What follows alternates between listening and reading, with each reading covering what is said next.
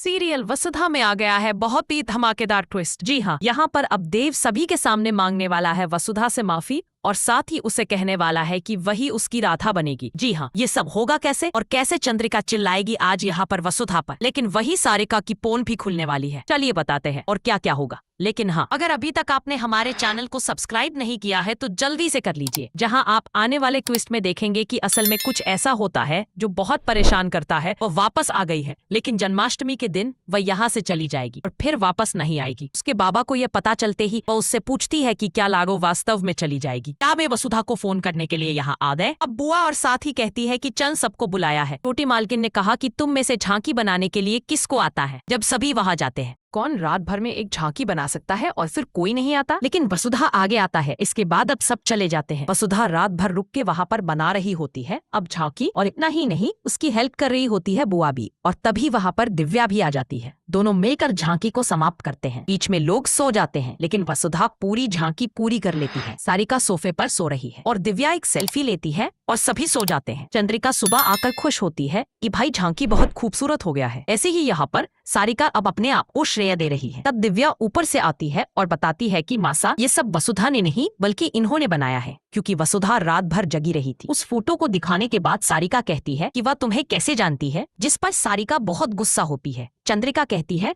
कि रात को सबसे पहले तुमसे माफी मांगनी है, वसुधा से भी और सभी के सामने। फिर सारिका सोचती है कि आज ऐसा नहीं होने वाला, तो मैं उसे फंसा कर रहूंगी। यहाँ पर अब राधा बनने का समय आता है, तो अविनाश और दिव्या को राधा और